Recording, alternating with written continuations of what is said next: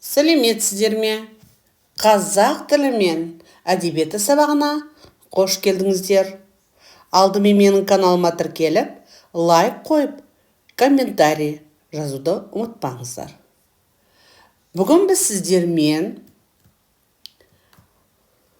«Уа, еркіндік, сенсің менің ең ғажайып өлеңім» тақырыбын өтеміз.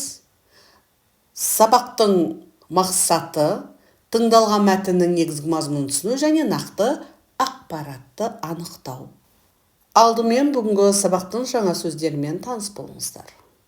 Шер-мұң, печаль, горе. Өзек, ядро, основа. Бодан, покоренный, подчиненный. Бұғаулану, быть закованным. Өгей, не родной, не кровный. Алшаң басу, шагать вперед, либо идти вперед. Еңсесін биік ұстау, держать высоко голову. Құрсау – это кандалы или же оковы. Боздақ – молодой человек. Айтылым тапсырмасында келесі сұрақтарға жауап беріңіздер. Еркіндік деген не? Еркін өмір сүру дегенді қалай түсінесің? Қазір біз еркіндікте өмір сүріп жатырмыз ба? Сен тәуелсіз елде еркін өмір сүріп жатырсың ба?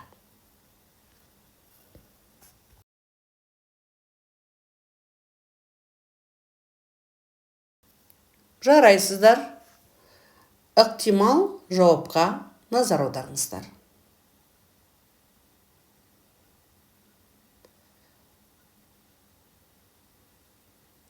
Екінші тапсырма жазылым тапсырмасы. Суреттерге қара. Ғаламтор материалын пайдаланып, желтоқсан оқиғасы туралы қысқаша мәтін құра.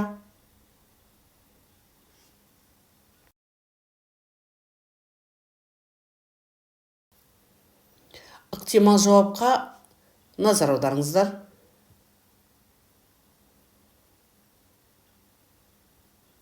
Үшінші тапсырмада мәтінді түсініп оқы. Тәуелсіздік монументі туралы қосымша ақпараттарды пайдаланып, онда не бейнеленгенін айт.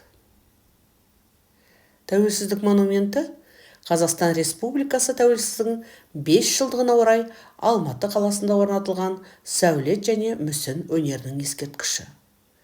1995 жылы 13 шілде күні Қазақстан Республикасының президенті Нұрсұлтан Әбішұлы Назарбаев Алматы қаласында тәуелсіздік монументін орнату туралы қаулы қабылдады. Тәуелсіздік монументінің авторлар тобының жетекшісі Шотаман Ыдырысұлы Уәлихан.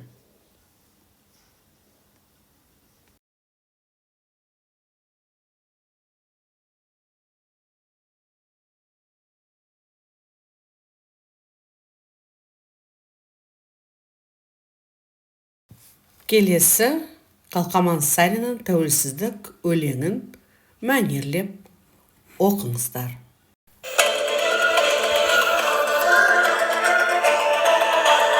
Еркіндігім, қасиеттім, қастерлім, өзің барда өзегімде жоқ шер-мұң, кеше сенің келбетіңді арман қып, боданына бұғауландық бас келдің. Бабалардың басын тігіп бәйгеге, аналардың жанарына жас бердің. Уа, еркіндік, қош келдің. Өзегімді өрт бұраған қоғамда, өз үйіме өзім өгей болам ба? Алшаң басып жүре алмаса алталаш, азаттығым, қадірің де жоғында. Саған жету қиын болса қаншалық, сақтап тұру қиынырақ одан да. Алла берген азаттықтың әр сәті аманат қой, маған, саған, оған да. Саясатқа сермей алмай семсерді, езгі күнге тері қылдым еңсемді.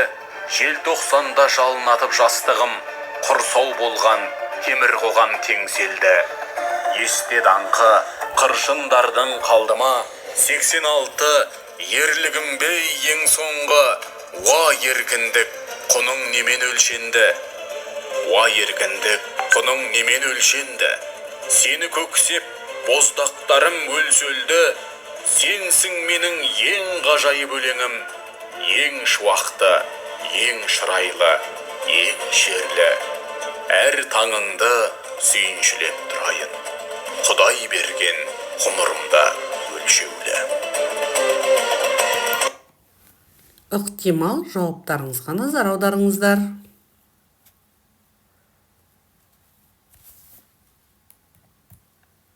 Келесі 5-ші жазылым тапсырмасында қате жазылған сөздерді тауып, себебін түсіндіріңіздер.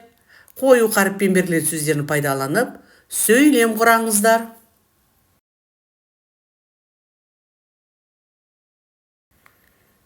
Керемет.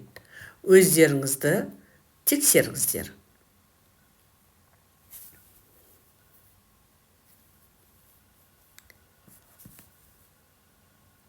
Айтылым тапсырмасында тәуелсіздік өлеңі бойынша бірнеше сұрақтар дайындап, диалог құрыңдар.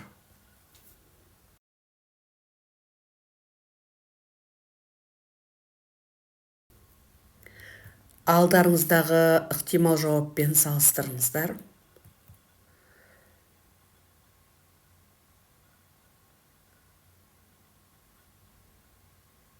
Жетінші тапсырмаға көшейік. Тәуелсіздік өлеңі бойынша қос жазба күнделігін толтырыңыздар. Одан кейін оны түсіндіріңіздер.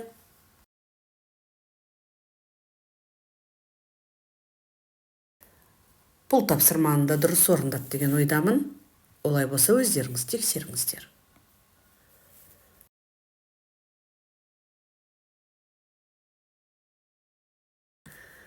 Сегізінші тапсырмада берілген сайттан Қалқаман Сариннің тәуелсіздік өлеңін ақынның орындауында тыңдаңыздар. Жазылым тапсырмасында тәуелсіз тақырыбына синквейн дайындаңыздар.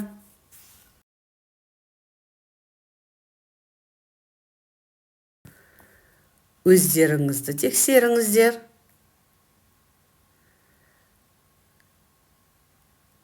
Оныншы тапсырмада жақшадағы сұраққа жауап беріңіздер. Сөйлемді толықтырыңыздар.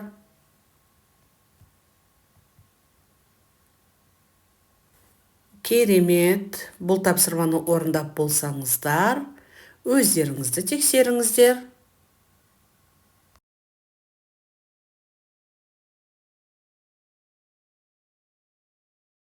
Осымен бүгінгі сабағымыз аяқталды.